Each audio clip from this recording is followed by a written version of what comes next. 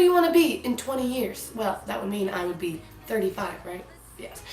And hopefully I will have at least a few kids, husband. Hopefully I'll have had a job that was not this. No offense or bad. Just want to branch out a little bit. When I was 17 years old, I pretty much knew that I didn't want to be in Cimorelli anymore, the singing group that I was in. But I was kind of scared to just like leave and, you know, see the outside world. So I wanted to like transition out of it. So I decided to get a job at H&M. A lot of you guys know my job at the animal sanctuary, my current job, as my first ever real job, which is true, but H&M is actually my first job technically. I only worked there for about 2 months, but I remember it so vividly because it was really, really fun and also kind of traumatizing at the same time. I remember I applied for the job and basically got it like 2 days later. It was so easy. I think they just really needed people at the time. I remember at the orientation, I met this girl whose name was Zany, and she's like, "Hi, my name's Zany." And I was like, "Oh, like the adjective?" Because that's an adjective, like, "Oh, you're so zany." I don't know why I thought that was like a clever thing to say, but she wasn't amused and she was like, "What?" Anyway, I said earlier that working there was fun. It wasn't fun because I had fun coworkers. I actually tried to be friends with everyone and nobody wanted to be friends with me.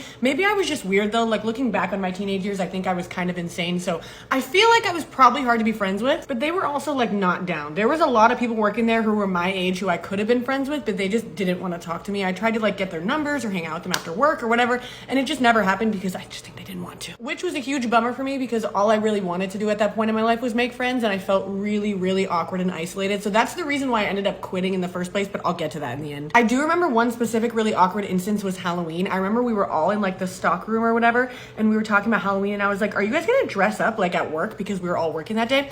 And my boss, like the manager, she was like, "Yes, everybody needs to wear a costume." And I had this feeling that nobody was gonna wear one, but I was like, you know what? I either show up and I'm the only one wearing a costume, or I'm the only one not wearing a costume, and I wanna wear a costume, you know, like that sounds fun. I was just really excited to like have a job and be out in the world and feel normal, so I really wanted to do it. So I remember I woke up because I had the opening shift that day. I woke up at like 6 a.m. and I did my makeup for a really long time, and I dressed up as a Bratz doll. And then of course I show up and literally no one's wearing a costume. Like I'm the only one dressed up all day long. It was so embarrassing. Luckily, I was dressed as a Bratz doll, so it could have passed for normal clothing, just like a little bit extra, like why are you wearing that to work at H&M? So yeah, that was pretty uncomfortable. Like I was really excited about that job, and on that day I kind of started getting a little bit less excited about it. But if I was friends with my coworkers, I probably would have worked there for a long time because I freaking loved my job otherwise. I would always choose the morning shifts. Like I loved waking up at 6 a.m. and going to work. I loved stocking the store before people got there and like listening to a podcast. I loved sitting and organizing the jewelry for like hours. But yeah, one day shortly after Black Friday, I decided I just didn't want to work there anymore, and I never showed up to work again. I didn't quit, I just didn't show up, which sucks.